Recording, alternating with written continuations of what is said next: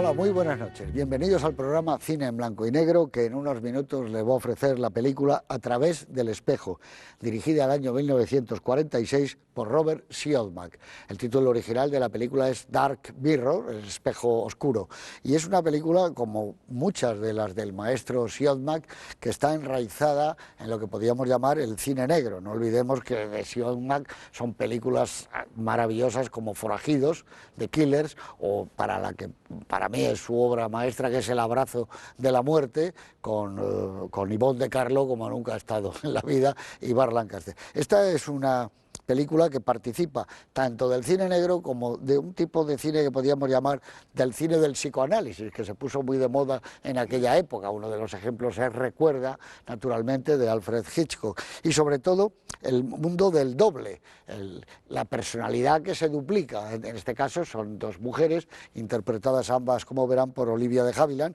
que además son hermanas. Pero, como digo, también está, sin ningún género de dudas, el mundo del cine negro, que era muy cercano, y siempre lo fue, a este alemán extraordinario que hizo todo tipo de películas, porque no hay que olvidar que cuando volvió a Europa hizo una película maravillosa con Eva Bartók y Burt Lancaster, de aventuras y de piratas, que era una verdadera joya. Aquí, como digo yo, es imposible, como en 1 hora y 20 y tantos minutos se puede contar con tanta precisión, con una puesta en escena tan clara y tan sencilla, una historia apasionante, donde los espejos en la mesa, espejos en el salón, en el tocador, tienen tanta fuerza e importancia. Una película de suspense también. Jiménez Rico, don Antonio, muy buenas noches. Buenas noches.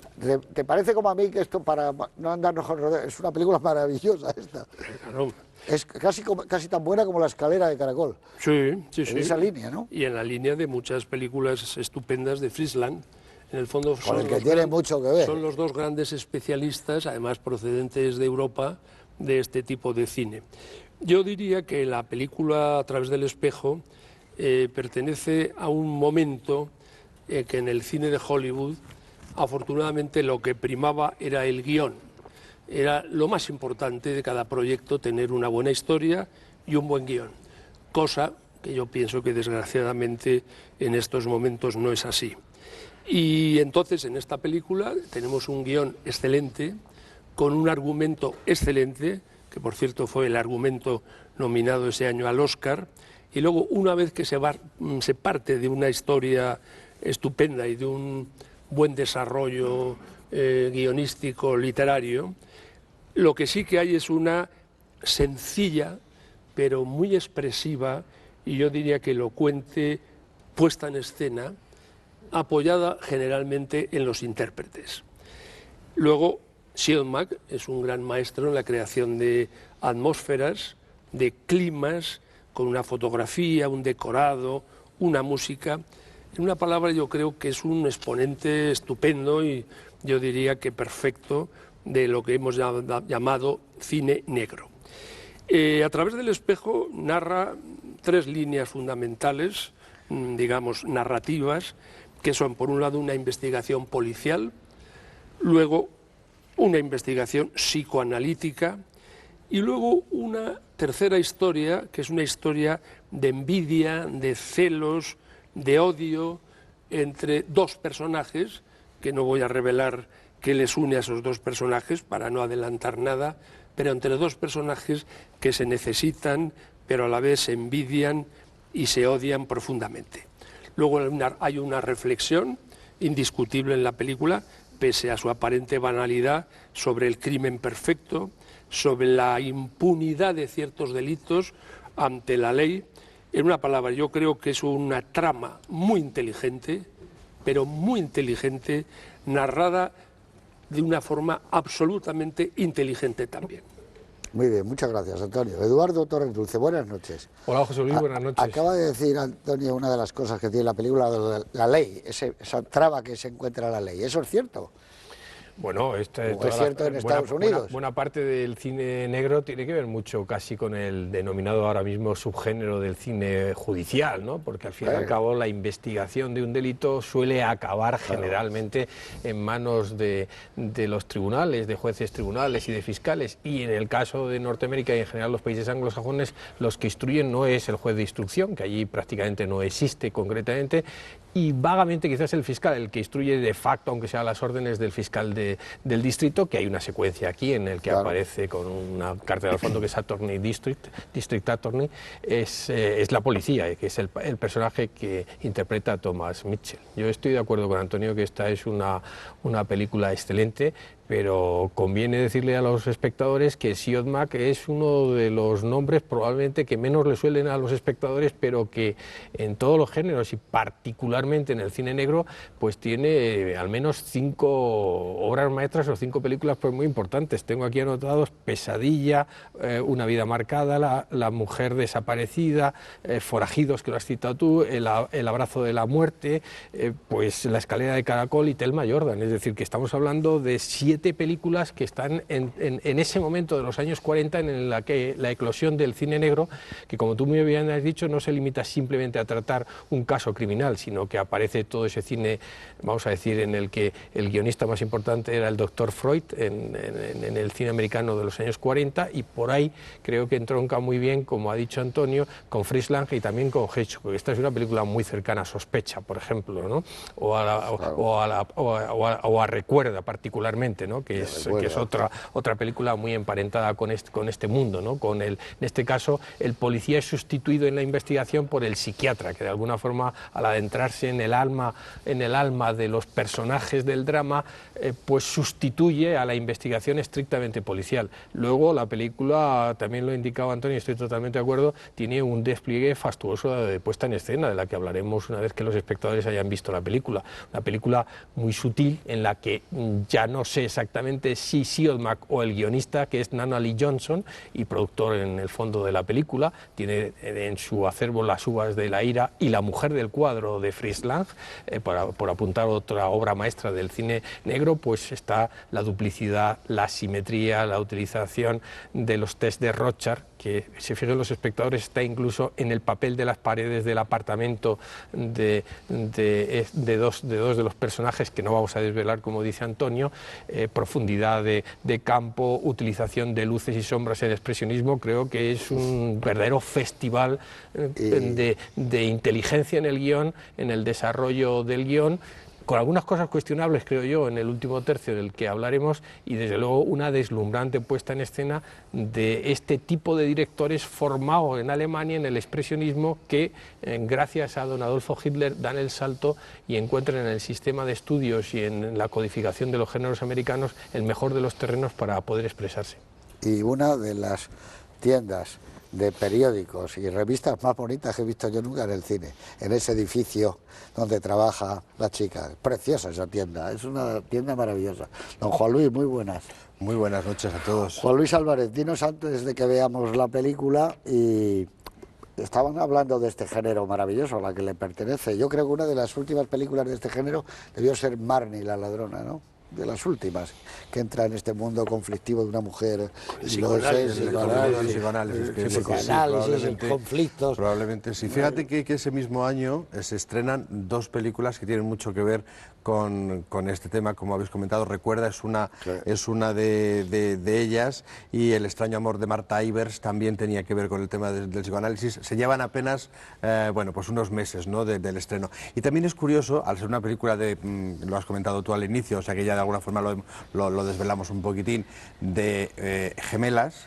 Se lleva muy poquito también con otra película que hizo Bette Davis, que se titulaba Una vida marcada, que también iba de gemelas. Y a la gente en aquella época, cuando se estrenó en el año 47 en Madrid, o sea, prácticamente un año después de su estreno en Estados Unidos. A la gente le llamaba mucho la atención que pudieran estar interpretados 2 papeles por la misma actriz. Ahora no lo hubieran estrenado porque fuman. Sobre todo, claro. Ahora no lo vean raro también, pero en aquel momento a la gente le fascinaba decir, bueno, ¿cómo es posible que una actriz pueda aparecer en plano dos veces. Una actriz de la que no hemos hablado, que es Olivia de Havilland, que a mí me parece que hace un ejercicio verdaderamente de filigrana para diferenciar los dos personajes que hace. No quiero ir avanzando más. Yo creo que esta película hay que verla con ojos de amante del cine negro, porque yo creo que Siodmak no solamente es que crea, fue uno de los creadores de la atmósfera, del estilo del cine negro, de esas luces bajas, de ese ambiente claustrofóbico. A mí, por ejemplo, no sé por qué, es una extraña asociación de ideas, me recuerda mucho el apartamento de las protagonistas de esta película al apartamento en el que en el que se desarrollaba parte de la acción del Sueño Eterno. No sé por qué me lo recuerda, tiene esa misma atmósfera, esa misma lámpara baja, esas sombras tremendas, ¿no?, que hay alrededor. Y luego...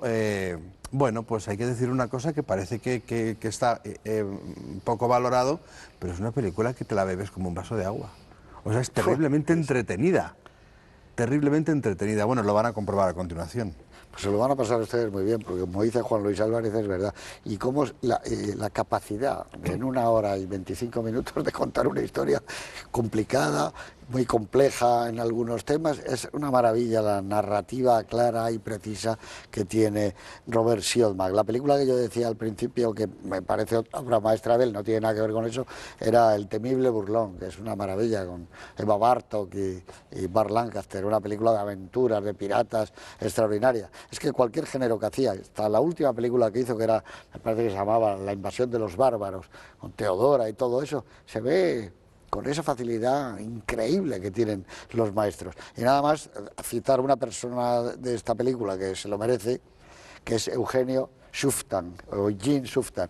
Ganó el Oscar por El Buscavidas, era un operador maravilloso. Aquí no lo firma, pero hizo la película. Y es el responsable de que el trucaje que van a ver en la película, de cómo una misma actriz, Olivia de Havilland, hace dos personajes, que estén juntos, pero juntos y que se muevan. Y creo que costó muchísimo, fue un rodaje de perros, de eso que dices, terrible, pero al final se salieron con la suya y la gente se quedó asombrada. Yo recuerdo que en Madrid se decía mucho de Olivia de Havilland y su hermana, porque claro, es que era un trucaje tan perfecto para la época, ni qué hablar.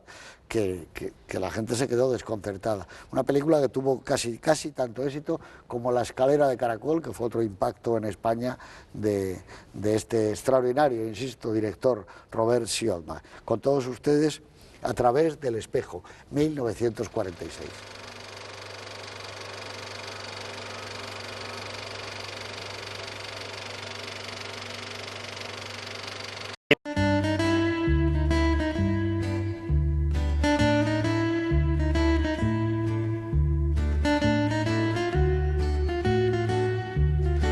Aquí estamos de vuelta. Decía antes de ver la película Juan Luis Álvarez que cuando se estrenó en Madrid, en el año 47, inmediatamente de ser, vamos, enlatada en California, bueno, pues en el año que hicieron esta película, entre otras cosas, aquí en España la industria textil de Manresa plantea por primera vez una huelga general, y además en una ciudad dominada totalmente por un franquismo de los más duros. Estamos en el año 46, cerraron comercios, cerraron bares, cerraron los cines, las salas de fiestas. Increíble, ¿no? Eso que pasara en el año 46 en Manresa, una noticia curiosa. Ciudad muy cinematográfica. Sí, claro, pues eso digo, cerraron los cines y todo. ¿Sabes qué película se rodó? Creo que fue en Manresa. Hombre, Plácido, ¿no? Eso es. Claro, Plácido en Manresa. Plácido se rodó íntegramente en Manresa. Digamos, ¿por qué no decirlo? La joya del cine español. Claro, la joya del cine español.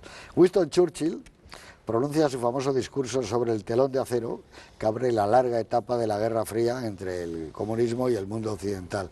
Es un año en que el Sevilla se proclama campeón de la Liga de Fútbol, que en Francia reconoce a Vietnam como un estado libre dentro del marco de la Comunidad Francesa, y que muere el gran economista británico John Maynard Keynes, considerado por George Bernard Shaw, a lo mejor es porque se llamaban más o menos parecido, como uno de los grandes prosistas ingleses del siglo XX, un poquito una butad también de Bernard Shaw. Bueno, ¿no? Bernard Shaw iba siempre. Pero es lo que le pasaba a Delibes con el profesor de Derecho Mercantil, sí, que le decía que era la mejor literatura que él había leído. Claro. Garrigues, ¿no? La de Garrigues. La de Joaquín Garrigues, Garrigues. ¿no? La de Joaquín Garrigues.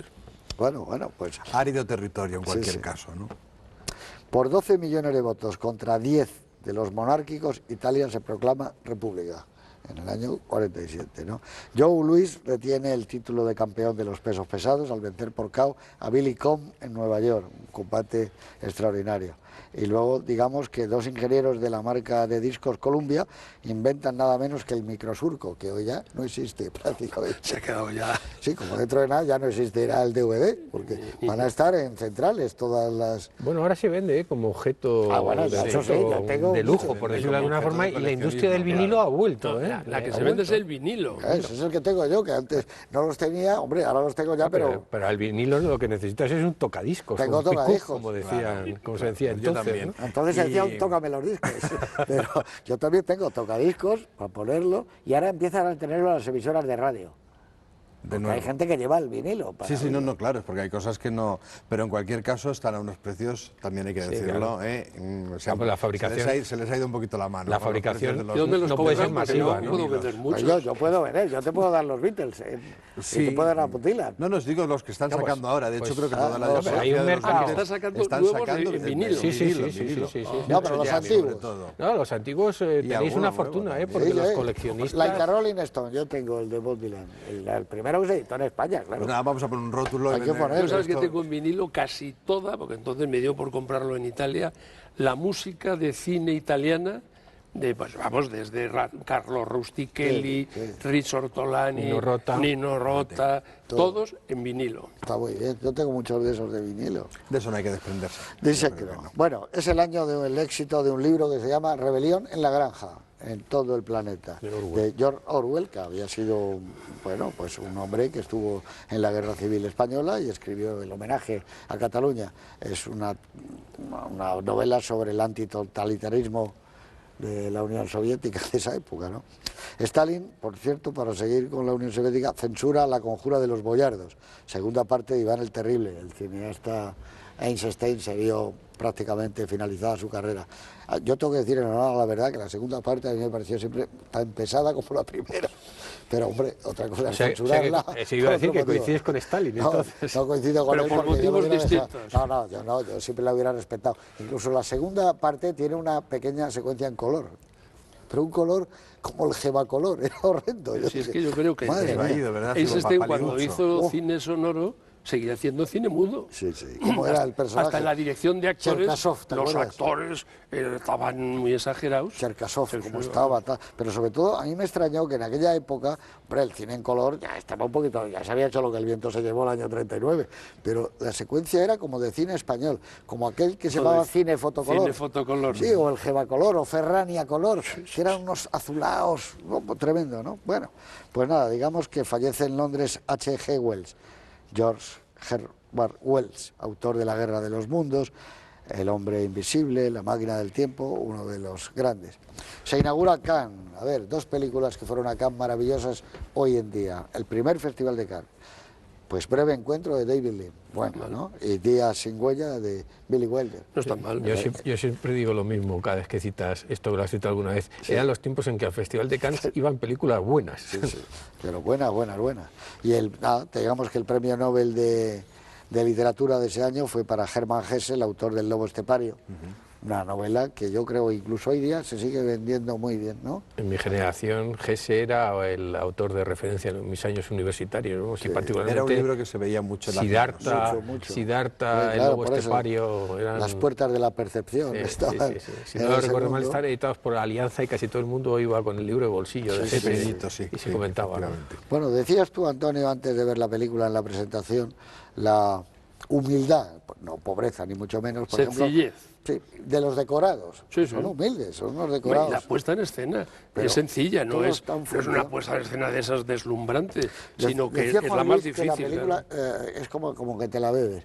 Pero fíjate tú que en esta época la sencillez va... Yo me imagino el rodaje, ¿no?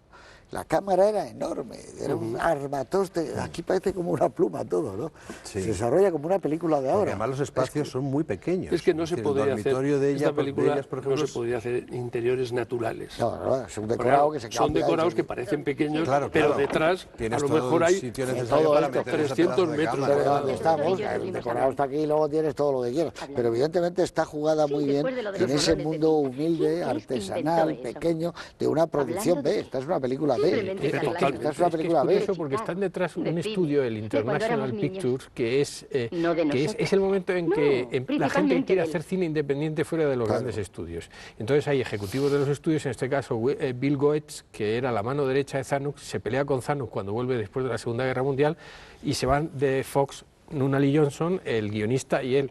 Entonces llegan a un cierto acuerdo con Universal para distribuir películas y está detrás el dinero de un británico que intenta llegar a Hollywood, que es Arthur Rank, el de Rank, etcétera, etcétera. La Ranceros, entre otras cosas. Del Gong, El del ¿no? Gong. El Y del claro, Gong. y claro, como estáis diciendo, pues el presupuesto debía ser un presupuesto relativamente Yo no sé las modesto semanas, en pero ese esta momento, película a lo ¿no? mejor se rodó en 4 semanas. Sí, 5 semanas, más. 4 o 5. Es la primera que se hace Universal International, Claro, la primera película que es se hace de la el Universal. acuerdo que llega con Universal, que en ese momento está intentando salir Siodmak, adelante, que ¿no? tú has citado ahora a la película que estuvo en Cannes de Billy Wilder, Siodmak trabajó con Billy Wilder y con Fred Zinnemann Hombre, la primera en película, Alemania. todos juntos. Él tiene la famosa Mention Sonntag, Hombres de Domingo, que es un... Es la Nouvelle Vague. Y luego hay una duda que no sé si vosotros habéis Y con Fred aclarado, Zinnemann. que y no con sé si es importante, Ulmer. no está acreditado dónde nació. Hay biógrafos de Siodmak que dicen que nació en Dresde, Sí. ciudad maravillosa por otro lado, en Y yo Alemania. he leído otros que era estadounidense, Que fue estadounidense y y la que de familia se pequeñito, fue a Alemania muy, exacto. Pero siendo muy pequeño. parece ser alemán. parece ser que nació en Dresden. Lo que pasa es que para conseguir el visado y poder llegar a Estados Unidos, Sí, él eso sabía es. la importancia que podía tener y alegó que estaban sus padres de vacaciones. No, que sus y que padres habían eran nacido, ¿no? emigrantes Yo he leído que estaba que habían ido en judíos vacaciones. que se habían ido a Estados Unidos. Dicen estos que habían nacido en Memphis y que a Sí, los sí, 2 interesa, sí, años efectivamente. se fue a Dresde. Para qué idea tan buena, para no saber, que es una de las claves siempre del cine negro, dónde está el bien, dónde está el mal, la línea borrosa. Las chicas llevan el mismo peinado, el mismo maquillaje, el mismo Bueno, traje, sí, no. las mismas sombreras. No, pero eso es fantástico, porque de repente, pero amigo, cambia la cara y hay veces que está querible, agradable, te enamoras de Olivia de Havilland como en pocas películas. Y hay otra que dice, pues esta está chiflada, ¿eh? No, eso La es mirada, esa eso es es lo un que trabajo de comentábamos ella antes, extraordinario, ¿eh? A mí me extraña que no fuera candidata al Oscar. No, lo ganó ese año, pero por otra película. Lo ganó por otra sí. película, pero me extraña que se dejara, porque hace verdadera filigrana y es una actriz que a mí particularmente, salvo en algunos de sus mejores papeles, me da la impresión de que tiende un poquito siempre a sobreactuar Olivia de Havilland. Sin embargo, en esta película se ve que hizo un trabajo previo muy claro de dónde tenía que colocar cada uno de los momentos de los dos personajes que estaba interpretando, porque está perfecta. Ella ganó el Oscar 2 veces. Dos veces. La heredera, ¿no? Por La heredera y por Vida íntima La de Julia heredera, Norris, que no... Tú has citado una película, me parece que ha dicho que es La mujer marcada, es que no sé el título, de Bette Davis. Una que vida hace- robada, perdón, una vida robada. Una Una vida, vida robada. Luego hay una película de Bette Davis que hace también de dos hermanas y si pudiéramos ver aquí la interpretación de Bette Davis está mucho más crispada, mucho más marcada Sí. que la interpretación que hace aquí Porque Olivia de Bette Havilland. Davis era mucho más sobreactuada, Claro, ¿no? es que Bette Davis- Como Joan Crawford, son más... Lo digo porque es una historia relativamente parecida también, quizás más melodramática, menos de cine negro. Y apuntando a lo que decía José Luis, sin embargo, dentro de la lógica de la escisión de la alianza de las dos hermanas a lo largo de la película, es cierto que al principio se visten igual, pero según avanza la película, cada una se viste de una forma distinta y también empieza a actuar de una forma distinta. Es decir, Y llevan un nombre. bueno, claro, la identificación es igual que el un poquito nombre, estos. ¿no? Evidentemente. No, porque claro, llegó un momento que vieron de decir, la gente se va a perder, vamos claro, a hay que- ponerles la R. Pero claro. quiero decir, el exceso del El letrero. con perdón, del letrero, pedazo de collar, Ruth, Luego Terry, se simplifica y un a alfiler, una ¿eh? letra. Y un alfiler también. Y un ¿no? alfiler, Luego una sí, letra, letra, sí. ¿no? Un Yo alfiler lo que no también recuerdo, grande. no sé si lo recordáis, Ahora el cine hubiera permitido que él se hubiera acostado con las dos. y hubiera habido escenas de cama con las dos. No, y hubiera Y a lo mejor tenido ahí descubre quién es la problemas. mala. Me lo has quitado, con perdón, me lo has quitado de la hora. En serio, eso hubiera sido ahora, el guión ahora hubiera sido, y hubiera tenido un desconcierto en Pero algún entonces hubiera momento ido por otros determinado. derroteros. Él no Sí, hubiera, bravo, la misma historia. Él hubiera hecho Sí, los yo no tests sé. y hubiera hecho todo esto, pero no hubiera conseguido el momento final, o sea, saber quién era hasta el momento de salir de la cama. Hombre, aquí se insinúa que él descubre quién es una solo con el beso. Claro, por eso te Porque digo, lo hubieran efectivamente, llevado a cuando da ese un beso mundo. a la falsa Ruth, Claro. evidentemente no dice nada, Mis labios le pero dice da ella. la sensación de que él descubre que no besa igual que Ruth. Claro, es un antecedente de la relación Pequeñito. sexual. Oye, por cierto, tú dices, el argumento original ganó el Oscar Sí, ese sí. año, ¿no? No, fue candidato. nominado. Candidato, yo creía que ganó. No lo ganó, Yo no lo tengo ganó. apuntado como candidato. Sí, yo también lo Yo creía tengo que como lo había candidato. ganado. No, yo lo que quería, es una tontería, yo me gustaría recordar cómo se lanzó la película publicitariamente, porque yo pienso que los primeros 10 minutos de la película, hombre, si no se sabe que hay dos gemelas, tienen un interés que está mantenido por la puesta en escena, Sí. que es que no saben este personaje tal, hasta que de repente se abre la puerta aquella y descubrimos a la gemela. Claro, si el lanzamiento publicitario dice que es la historia de dos gemelas, esos 10 minutos tienen mucho menos interés.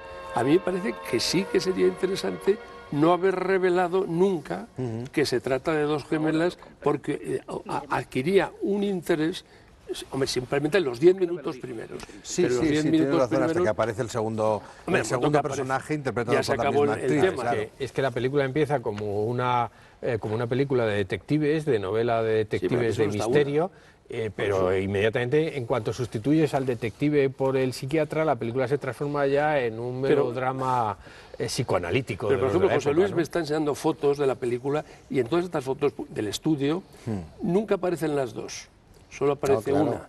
Claro, porque porque el yo creo que lo procedimiento- tenían un poco en secreto, porque una de las sorpresas de la película Es aquí, es la es en la aparición de escena la de cuando aparece la otra. Cuando están No, pero viendo, dice, incluso es esa, estoy seguro, dice el tipo. No, pero antes- Luego aparece la otra. No, pero antes en la casa de ella, cuando ya, abre lo la sé. puerta y descubre que está la otra en la habitación.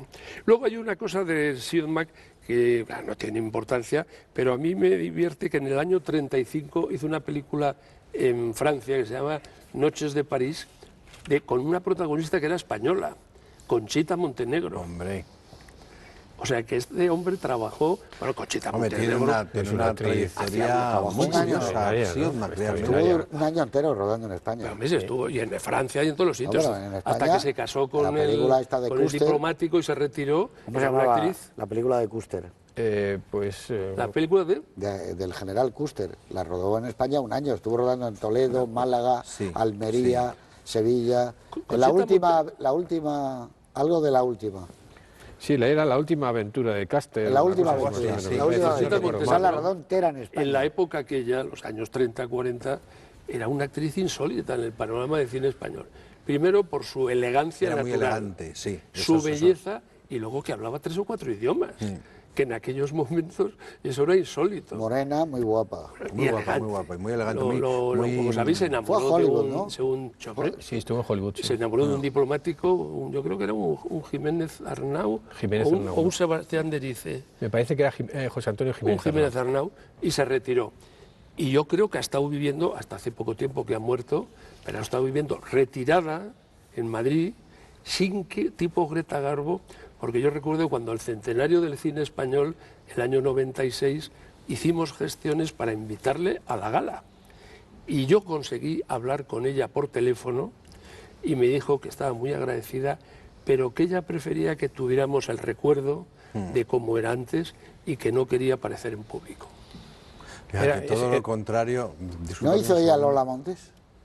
Una Lola Montes. Puede ser. Aparte, otra, yo creo que Bueno, era hizo Conchita una Montenegro. hizo una famosa película en Francia con el tema de esta historia, esta película que hizo Buñuel, que que han hecho muchos directores. Ah, sí, La mujer y el La Femme et le Pantin, La mujer y el Pelé. Eso, La mujer y el sí. Pelé. Una de las versiones francesas mejores la hizo Conchita Montenegro. ¿Qué es lo que decía? Puede que fuera una versión que le gustaba mucho y a mí me mandó una copia, no sé si a ti, Guillermo Cabrera Infantes, que está escrita por Jacques de Baroncelli, el padre del crítico. Jacques de Baroncelli, ese, que fue uno de... La Femme et le Pantin, puede que fuera esa, concretamente. Sí, he visto hace es una tiempo, película que en muchos sitios fuera de España, Sí. a mí siempre me la recuerdan porque es una película de culto. Sí, no, es una película muy interesante. Si es esta, la de Jacques de Baroncelli, que le gustaba mucho a Guillermo Cabrera Infante. A mí me mandó una copia, la tengo en VHS. No, que comentabas lo de Conchita Montenegro, que quería mantener ese... que La imagen en suya. el recuerdo estuviera Su recuerdo. su juventud, justo lo contrario que Olivia de Havilland, la protagonista de la película de la que estamos hablando, de A través del espejo, que a día de hoy, cuando se está grabando este programa, tiene 94 años y hace 2 que salió en la gala de los Oscar con un aspecto verdaderamente impresionante. De hecho, creo que es la candidata al Oscar más antigua, quiero decir, de todos los que han sido candidatos al Oscar en toda la historia, es la que ahora mismo ostenta el récord. Es que yo creo que Y una de cosa, Juan Luis, nacimiento. ¿tú le notas que es hermana de Jean Fontaine? Hay veces que sí, En ¿no? algunos momentos. En algunos momentos la recuerdo, ¿Sabes ¿no? en qué? En el perfil. Eso es. Hay una, Más bien de hay algún una- perfil, sí. En concreto hay un plano en la película que le vamos a poner a nuestro realizador en el compromiso de buscarlo. A ver, Ya lo Carlos, siento, ya lo búscalo, siento, Carlos. Hay un momento en que hay un perfil que yo me quedé... Es Joan Fontaine, pero luego en el momento en que mueve el 3/4, el plano de 3/4 ya no parecen hermanos. Se llevaban a matar, ¿eh? No nos han hablado en los últimos 50 años. Algo pasó gordo. Lo más parecido a esta Lo película. más parecido a esta Yo creo película, que no se ha Olivia vuelto a Havilland ver. es que es una actriz que ha envejecido muy bien. Y viven las dos. Viven las dos. Que yo Debe recuerdo. tener 94 o Yo la otra no la he visto. 93. 94, otro 92, por ahí andarán. Sí, sí, pero son... Además, tienen un perfil parecido pero muy diferente a la hora de interpretar. Por ejemplo, Olivia Havilland jamás, desde mi punto de vista, habría dado el tipo de chica de Hitchcock concretamente, mientras que La Fontaine es una Fíjate, chica de Hitchcock, Rebeca. sobre todo en ese momento. Fíjate, Rebeca. Y sospecha, si no Bueno, recuerdo ahí, también, ahí ¿no? parece que empezó el problema, en Rebeca, porque una de las candidatas fue uno de los papeles más deseados, era ese señor inglés que viene a hacer aquí películas que nos han gustado a todos tanto. Con y Larry que viene- Oliver, que que viene. viene a debutar con Larry Oliver, con Oselnik, también arropado, y todas las actrices querían hacer el papel de Rebeca. Y entonces Olivia de Havilland fue una de las candidatas, pero se llevó el papel su hermana. Y a partir de ahí Hombre, además empezó diría, el yo he hecho lo que problema, el problema de ese... Y diría, me lo de merezco, esas he envidias, hecho ¿no? lo que el viento se llevó. Claro. El año anterior, Pues, claro. bueno, espérate, sí. Pero no se pueden pelear porque vaya personajes y vaya películas que han hecho las dos. Bueno, sí, de buenas. han tenido películas y personajes Pues por eso se peleaban, extraordinarios, ¿eh? porque estaban las dos a un Sí. nivel muy Y alto. las dos ganaron el Y Oscar. compitiendo. Y es curioso esa influencia de Hitchcock porque el final recuerda extraordinariamente el final de Psicosis, ¿eh? Con explicación psicológica, con el personaje creyéndose su propio personaje, el de Norman Bates. Es curioso porque yo creo que las conexiones de Hitchcock con Fritz Lang son tan evidentes y de Fritz Lang con Siodmak le consideraba su héroe, su maestro absoluto. Pero es que en esta a Lang, película ¿no? Y son evidentes. Hay muchos continuamente, aromas ¿no? hitchcockianos, porque yo creo que también la música de Dimitri Bueno, lo que Tiomkin iba a decir es que se parece suena a Bernard tiene que ver. Herrmann. totalmente. Hay Total, compases tiene que que, ver, hay compases que Hay son de frases vértigo musicales totalmente, que son de ¿no? vértigo. Que sabes de música, Hay es una increíble, frase ¿eh? musical que Es es un increíble, leitmotiv de la sí, película que es Que se repite exactamente continuamente. igual de Una, vértigo. una duda Sí, que sí, yo sí, tengo, porque no están los títulos. La película empieza naturalmente con el Tristán y Isolda de Wagner y está a lo largo de toda la película. Yo creo que eso no está en la banda original. La han metido aquí, yo creo. Puede No está, ser. es que pondría música, pondría Wagner, Tristán y Isolda. Yo esa duda Bueno, tengo. pues yo no lo he visto en ningún... Nada más reflejado empezar en ningún sitio. empieza la película y Yo, empieza... porque yo tengo esa duda por Tristán y una Isolda. razón. Yo ayer o el otro día cuando estaba viendo la película intenté ver la versión original y o no nos viene en el DVD o no acerté. Porque las películas de estos años, casi todas... Sustituían la banda sonora. Bueno, la más famosa que esa la conocemos todos es Carta de una desconocida, A ver, claro. que la banda sonora de la versión española no tiene nada que ver con la de la versión original, Se pierde, porque o sea, no venía el soundtrack. Claro, no está, por la razón Y que sea, entonces, al porque ha ido doblarla, el soundtrack y siempre ha venido, metían, y siempre ha viajado metían. mucho ese soundtrack. O Wagner o Tchaikovsky. Siempre, siempre, Es siempre. que siempre. estoy ahora pensando en lo que dice, Sí, sí. que es lo que decimos, que yo lo repito, que la música de la película Es que de hemos Tiomkin, visto un músico muy especial, se muy parecía específico, mucho ¿no? a la de Un Bernard compositor. Herrmann, a lo mejor es que no era de Tiomkin, a lo mejor era... No, el arranque es... No, pero yo digo la música de fondo. Tres momentos de la película son de luego el Tristán y leitmotiv, Isolda. si no recuerdo, cuando van a hacer la prueba del polígrafo, de la máquina de la verdad, ese es uno de los momentos en que se introduce unos primeros líneas de música, no les voy a decir los músicos concretamente, que es vértigo absolutamente. Sí, total, Se lo pone nuestro vértigo- realizador en ese vértigo es momento, Wagner, el claro. que tenga, Por el eso. que tenga un poquito de oído, pero es que se repite tantas veces en la película que lo estás escuchando y dices, No, es que es el "Ay, leitmotiv". si esto suena a Herman, esto suena a vértigo. Es y que a Herman Hitchcock, ¿no? además, y es Tristán y Isolda. Es que a lo mejor era Wagner. A lo mejor le han metido toda la banda caso- entera. Yo llama recuerdo la atención, Carta de una desconocida, Sí, cada sí, vez que sí, el me personaje acuerdo. se pone a tocar el piano, toca cosas de Chopin y se cantan anchos. Pero es que hay tantas cosas parecidas porque recuerda, si cambias el personaje de Lew Ayres por el de Ingrid Bergman, investiga un asesinato, un posible crimen, la psiquiatra, las pruebas que hacen, en este caso el test de Rorschach, por ejemplo. Un ¿no? Hitchcock Famoso, ¿no? más evolucionado hacia, como decías tú, Eduardo, hacia psicosis, nos hubiera deparado la sorpresa final que entra en la cocina y entonces ella hace un gesto y él se da cuenta que es la mala. Hombre, claro. Ese es el final de Hitchcock. que- O el cuchillo al Hitchcock- partir. Hitchcock evoluciona. El no se truco queda nunca. final, Claro. yo, hombre, evidentemente sabes que no es así, pero yo pensaba, esta película se hace ahora y el truco final da la vuelta a la película Pero no hubieran y resulta dejado que es en la... aquella época O que son tres.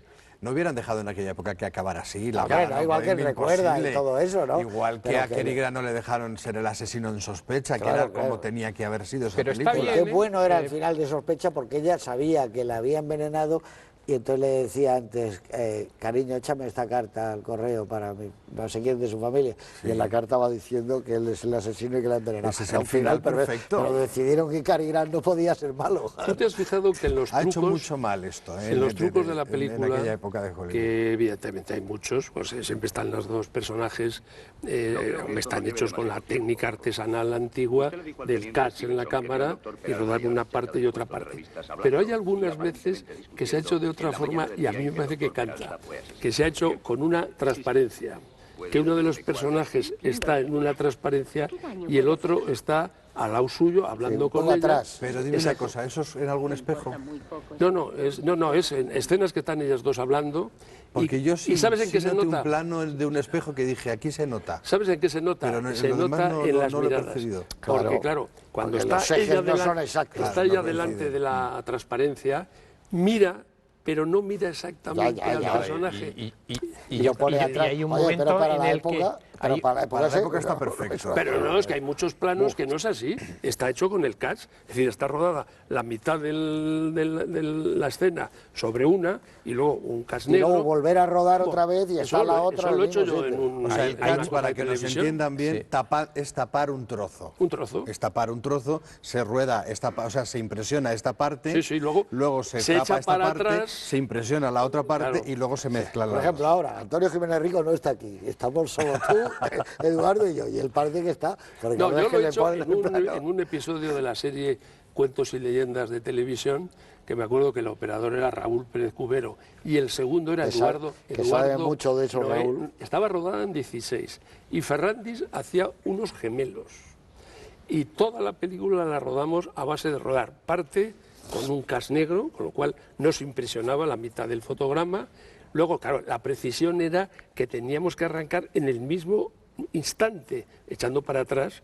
Pero es que lo más curioso es que al final de la historia, que era una broma del autor, que era, me parece que no me acuerdo quién era, sí, Palacio Valdés, se descubría que Ferrandis no solo eran gemelos, que eran quintillizos. Y hay un plano que están los 5.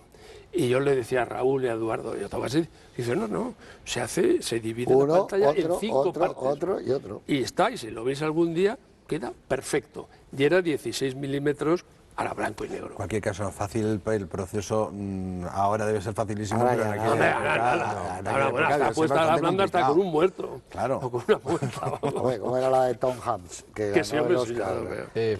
Forrest Gump. Ahí ya le da la mano al Claro, presidente no, de no, Estados pero digo, Unidos. Pero antes estaba Celi, la de Pero Woody me Allen, que es refiero la a primera eso película en la que se que ahora inserta los eso. espectadores jóvenes ven como una cosa normal y Claro, ahora corriente, con los- debería de reflexionarse que en el momento en el que se hicieron por primera vez estas existía- cosas fueron muy costosas. Ahora No muy existían los muy trucos complicadas. digitales ni O sea, nada. el proceso Shuftan, que se Shuftan, llamó. sí, claro. que El interviene plano aquí. más complicado del truco, si os acordáis o no os acordáis, es un plano en que una de ellas abraza a la otra y ella recuesta la cabeza en el hombro.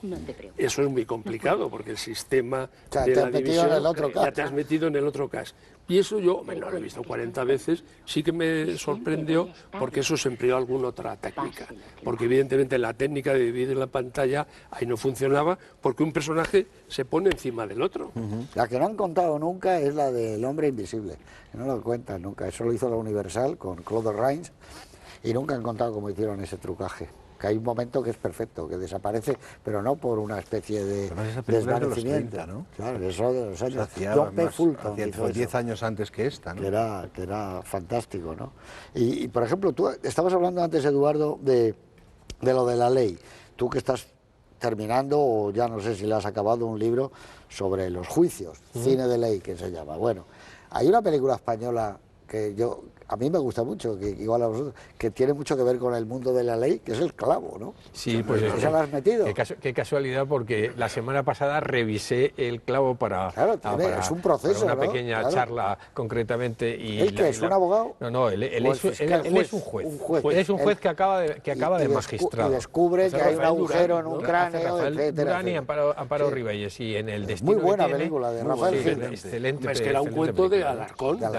Pero muy bien adaptado y además muy bien. Porque era un cuento, rodado, no era una novela, era un cuento corto. Pero metido con un misterio. Él había conocido a una mujer en un viaje. Empieza en un viaje, en una diligencia, se encuentra en una mujer misteriosa. Se quedan en una ciudad donde son los carnavales y allí, digamos, intiman. Se prometen, pero él tiene que incorporarse al matrimonio. Da la impresión de que ella tiene una historia detrás y él está dispuesto a incorporarse a su destino y renunciar, pero cuando renuncia, las cosas que suceden en la administración de justicia, entonces y ahora, proceso lento, tarda, y cuando vuelve a la ciudad, ella ha desaparecido. Vuelve al pueblo de destino, es un pueblo, vamos a decir, por Teruel o por ahí, en Aragón, si no recuerdo mal concretamente, y ahí un día en el cementerio descubre un cráneo con un agujero. Sí. Y empieza a investigar qué es lo que ha sucedido ahí. Bueno, no contemos la historia para aquellos que pueden y deben de ver esta excelente película de Rafael Gil. El clavo una vez aquí. Sí, la tengo. Ahora estaba yo pensando, porque luego eso se relaciona otra vez con el personaje de Amparo Ribelles, no recuerdo por qué. Una magnífica película de Rafael Gil. Rafael Gil en esa época hizo películas que estaban muy bien. La de La sombra, La calle sin sombra, era buenísima. Y luego hizo una, no sé si os acordáis, que fue un escandalazo de la época, que se llamaba La fe, que era una historia de amor de un cura. A mí de Rafael Gil me gustó mucho ya en otra época ya de su carrera, que era en color, era El litro y su sombra. Era una película estupenda. Don Rafael, ya sabes que le llamaban todos Don Rafael. Todos Don Rafael, y he trabajado con mucha gente que trabajó con él. Yo le he llegado a conocer y he estado en su casa. Es una de las pocas películas, aquí tenemos el autor de Jarrapellejos, probablemente una de las mejores películas del cine español, pero además de las pocas de cine, sin que sea una película de cine judicial, sí sobre un suceso conocido, sobre el crimen de Don Benito. Una película magnífica, no porque esté aquí Antonio. Con un juicio, efectivamente. ¿Te acuerdas quién hacía el juez? El juez lo hacía Cafarel, efectivamente, José María Cafarel, sí. Bueno, y en esta, yo lo que no termino de entender es que tú puedes saber ya que la ha matado ella, pero no la puedes detener porque como son dos queda la duda. Eso es lo que se plantea. Bueno, claro. Que no hay pruebas. El problema... No hay pruebas contra una, hay pruebas contra las dos. El problema es que te plantean una coartada que es perfecta. Hay unos testigos que reconocen perfectamente a una de ellas y otros que reconocen que cuando no se sabe que son dos al principio, que son todos. Entonces la policía se queda sorprendida y dice, no hay caso. Pero si tú llegas y se está equivocando. Estos testigos reconocen que esta, la mujer A, ha estado en tal sitio, en tal sitio, en tal sitio. Pues por descarte, la mujer B, pero que ¿quién dice que ha estado es? sola. ¿Quién de las dos? El problema es identificar. Porque el secreto es que ellas no dicen.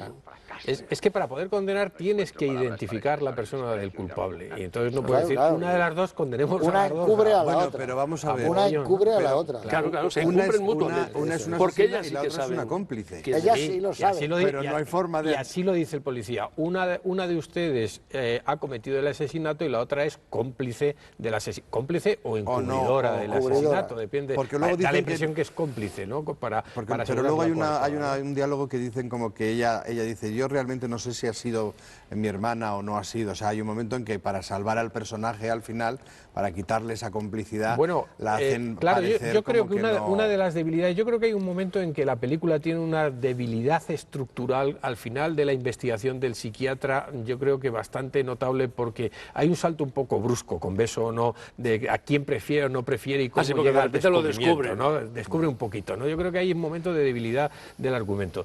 Yo creo que la película al principio juega con el hecho de que, de que las dos hermanas saben cuál ha sido la que ha ido a la casa del doctor, y por lo tanto, pero de alguna forma quiere entender que no ha sido su hermana, que es una acusación falsa que ha podido ser otra no, porque otra además hermana, lo que sabe una hermana, ¿no?, es que la otra estuvo en la casa del doctor. Efectivamente. Lo que no sabe es que lo asesinó. Es que lo asesinó, efectivamente. Y poco a poco el descubrimiento que puede inducir a ello concretamente. Pero, evidentemente... Pero es evidente que la primera vez que vemos a Olivia de Havilland despachando en la tienda de revistas y los caramelos de limón, esa es la buena, eso está claro. Sí, porque esa sonrisa solamente la puede tener... Esa es la buena. Pero bueno, el secreto sería que fuera la mala, sí, ya, que finge ser la buena. Eso es lo que yo te decía de Hitchcock, al final... Sí, cuando es un poco ya la puesta final, ¿no? Cuando claro, ella es que yo creo que la película reflexiona, hombre, no en profundidad, sobre muchas cosas. Uno de ellos es esta laguna de la ley, o que no se puede... Esta dificultad. Esta dificultad que no se puede imputar y menos condenar a un personaje cuando en el fondo la duda es entre dos. Luego hay un tema que a mí me parece que también es una pequeña reflexión sobre el crimen perfecto. Sí. Porque claro, al policía lo que más le preocupa es de que él cree que no hay crimen perfecto y sobre esta base... Y que el sistema funcione. Pues hay crimen perfecto, claro. Dos no personas se ponen de acuerdo. El argumento del crimen perfecto. El argumento del doble. Anda que no ha dado de sí. El doble, por y ejemplo. luego hay otro tema que también está en la película, que es la suplantación de personalidad. Claro. El desdoblamiento de El desdoblamiento personalidad. El tema del doble. El Sí, prisionero de Zenda, al final, ¿quién se queda? Bueno, Nunca lo sabrán. bueno, y Unamuno, Jekyll y Mr. Hyde. Claro, no, Brandel, la obra de Luca de Tena, al final... bueno, y Unamuno el otro. Yo soy Brandel, dice, bueno, y al final no sabe la mujer con quién de los dos se ha quedado. Es un tema recurrente en la literatura. Es el doble, es el tema Y del yo doble. creo que es recurrente en el cine. Dostoyevsky tiene una obra espléndida sobre esto, que si no recuerdo mal se llama El doble, ¿no? Claro, es que nunca, al final no te vas a saber. Lo que pasa que dicen los expertos que siempre hay algo que les diferencia.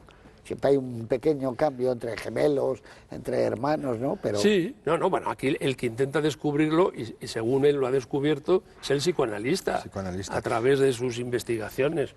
Que es un tipo que es un actor, Luaires, que me parece muy elegante, o sea, es un que hemos visto, quizá no sea una gran estrella, no llegó nunca. No, y además le pusieron la prueba porque él era un pacifista. Era objetor, no objetor de conciencia. Si no quiso ir a la Segunda Guerra Mundial. No quiso ir y entonces le trataron muy mal y aquí intentó volver a recoger su carrera. Es el que hizo Sin novedad al frente. Sí, por eso, que era curioso que hiciera uno de los grandes actores de una película bélica, precisamente.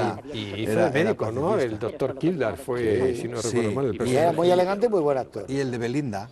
Hombre, se hace Belinda. Y muy sobrio, porque es un actor muy expresivo, pero ni una mueca de más, ni un gesto de menos, está perfecto. Bastante elegante a la hora de moverse. Morreo, rodando Belinda, se enamoró de Jane Wyman, y Jane Wyman abandonó a Ronald Reagan y se fue a vivir con él.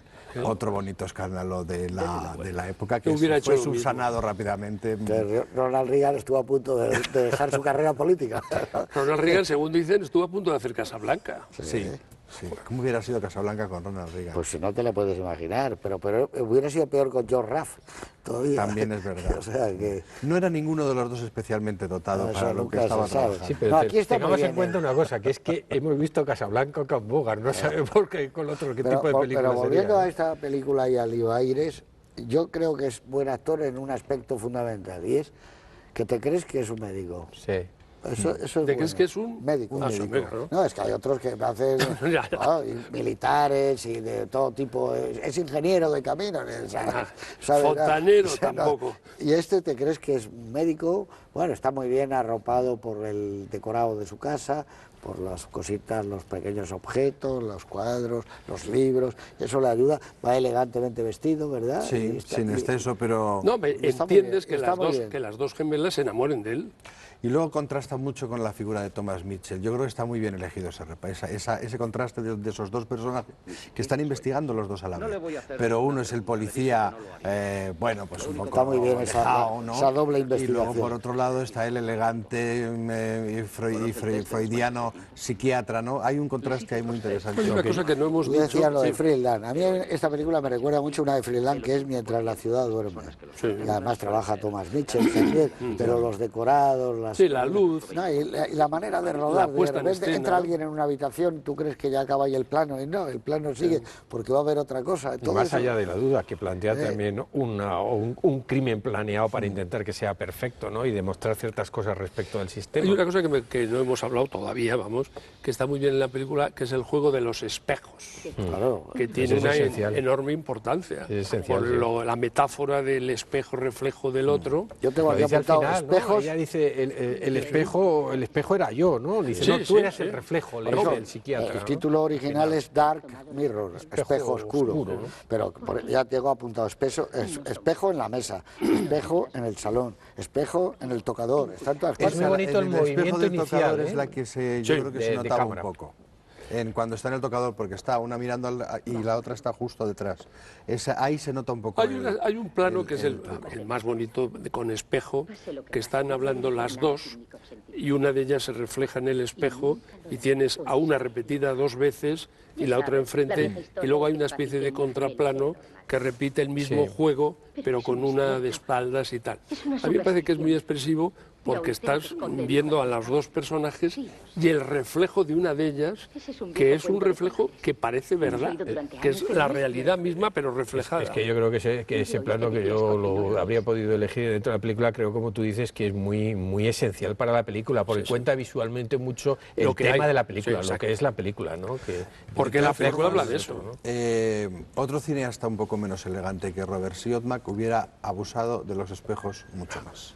Porque realmente, ¿cuántas apariciones has contado de espejos? ¿3? Yo no, que Tres. tengo apuntado. Yo creo que son Tocador, tres. mesa, No, pero además que son siempre... Yo creo que hay más, Juan Luis. Eso. No, Pero siempre son no muy vi- elegantes. Yo no vi tanto continuamente, espejo. ¿no? O sea, por ejemplo, una película que tiene muchísimos espejos, no tiene nada que ver con los espejos, es Escrito sobre el viento. Todo el rato todo se refleja en espejos. Y es muy constante, llega un momento en que te terminas de aburrir de ver todo No, el pero rato es que aquí reflejado la realidad la y el utilización espejo. del espejo Pero es no lo veo- elegante y no subrayada. Eso es lo que el quiero espejo decir, está que de no fondo. es excesivo, que no es un... Hombre, es que si no te lo insisten pone en delante el todo el espejo, rato, ¿no? hubiera sido una horterada. La película empieza en un espejo roto, por lo que sea concretamente, y el reloj en ese maravilloso movimiento Bueno, de empieza cámara. con la calle y se bueno, mete. la calle, Empieza bien, con un decorado de efectivamente, ¿no? Nueva York, se Sí, supone, bien. que se nota que es decorado, ese Sí. se nota mucho, Y y la entra- cámara entra por la sí. ventana y entonces recorre el apartamento, que está muy bien, Sí, sí. muy bien iluminado. Y en cambio, el forillo canta un poco, Sí.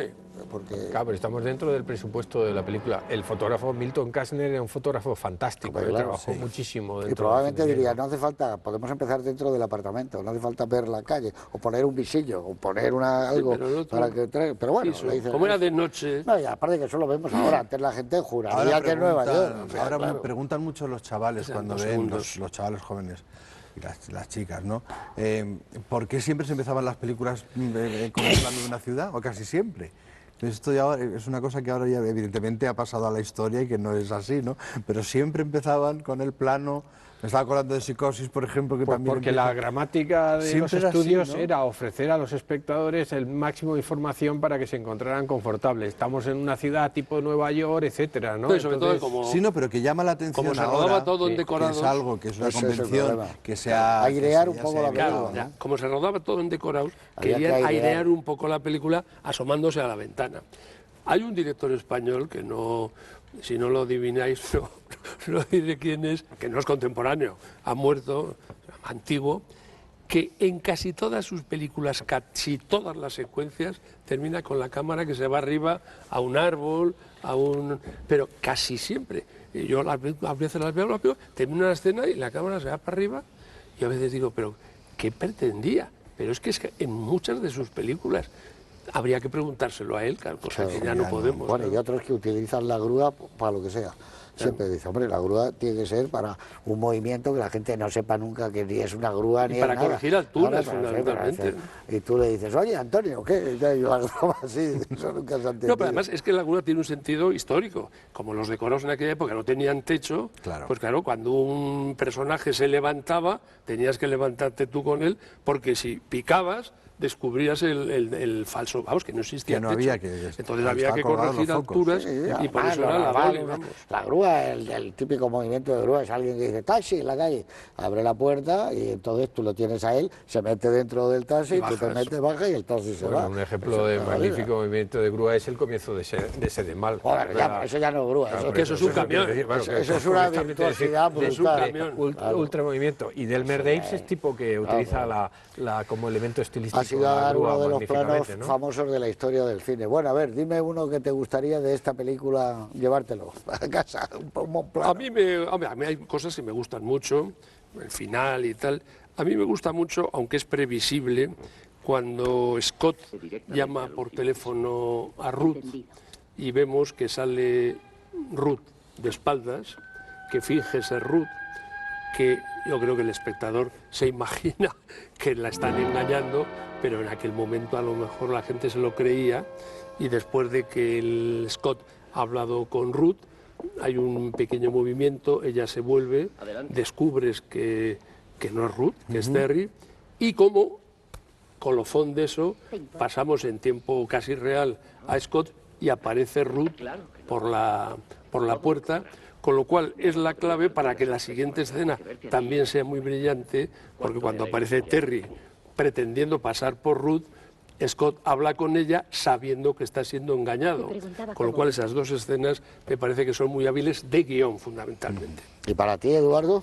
Pues yo he dicho que para mí el plano esencial, ya lo ha dicho y coincido totalmente con Antonio, es ese plano en el que están las tres, por decirlo de alguna forma, porque es que al final son tres al asumir el papel de su hermana Ruth por parte de Terry, pero yo voy a escoger un movimiento que creo que le viene, un momento a la película que creo que le viene de esa semilla del expresionismo tan presente en todo el cine negro y en toda esta gente que viene de Alemania, y es la conversación de las dos hermanas en el dormitorio en el que están iluminados, una en negro y otra, vamos a decir, iluminada con el foco de luz. Me parece que es prodigioso porque además se corresponde muy bien a lo que están hablando una y otra y anticipa ese mundo de las dos, pero que en realidad está extendido y que obedece a motivaciones psicológicas y morales. Y la oscuridad de un personaje, que es un personaje oscuro. Se queda en la oscuridad el personaje de Terry. Me parece que te podría enseñar las notas porque me las has quitado. Lo siento, pero antes el maestro Javier Rico me ha quitado a mí el del espejo, o sea que aquí vamos de postre con no, el a mí me gusta, fundamentalmente lo que a mí me gusta de esta película en cuanto a la parte técnica, porque te la bebes, compadre. estoy de acuerdo con Antonio en que es un espléndido guión, es lo claustrofóbico, toda esa claustrofobia que se organiza alrededor de ese minúsculo decorado en apariencia que es la casa, el apartamento de ellas. Cómo están colocadas las luces, cómo están colocadas cada una al lado de la otra, cómo interactúan la una con la otra. Es algo que todavía me fascinó cuando vi la película, más sabiendo que había truco, ¿no? Entonces ya estás ahí entre la mitad de estoy interesado por lo que me están contando de la historia y por otro lado a ver dónde está el truco, ¿no? Pues la palabra has dicho tú, fascinación. A mí lo que me fascina de esta película es la presentación de Olivia de Havilland en ese edificio de oficinas tan bonito donde tiene despacho el psicoanalista y donde ella está al cargo de la tiendecita de las revistas, de los caramelos y tal, porque me trae una época de mi vida de cuando había una parte que recordaba así, incluso Madrid, había una zona que eran los sótanos, en una zona de la Gran Vía, y había esos lugares donde podías comprar el periódico o incluso salir fuera, y en Londres había tiendas y en Nueva York donde comprabas la prensa debajo, ¿no? Pero eso está muy bien, ese edificio de oficinas parece el del apartamento, parecen esos edificios tan bonitos, los ascensores a un lado, todo eso, y como con un decorado te puede transmitir la idea de la ciudad sin necesidad de que la vayas a ver. Eso es fantástico, ¿no? La sensación de vida dentro de un estudio. Eso es Ahora, una maravilla. el puestecito es exactamente igual que el del apartamento, ¿eh? Igual, parecido, ¿verdad? Vamos, la que sean revista, todos los parecidos, caramelos, ¿no? la Sí. comida, todo. En Veredicto Final hay otro también, Esos donde son compra maravillosos. los cigarros. Los periódicos, las revistas, los Y el cigarros. Qué ascensor buena igual película, a también. ver, ahora que perdonad ya que es que me acaba de... Qué buena película, Una obra Veredicto maestra. Final, a mí me Una obra maestra, me parece ¿no? Aquí estupenda para el señor Torres no la Dulce, para podemos mí... poner porque es en color, pero... No, esa es una joya. pero es una La joya mejor película de Lumen. de película. Sí, probablemente. Sí, y está Paul Newman redonda. espectacular. Siempre decimos, yo Lo siempre que digo tú que debía dices- haber ganado el Oscar y cuenta Sí. siempre José Luis que estaba ese año quiénes estaban allí, ¿no? Claro. Entonces, claro. Esos Era son años difícil, de lo tenía un poquito complicado. Estaba allí, estaba y sentado delante de mí, pero lo gané. Y al lado suyo, delante,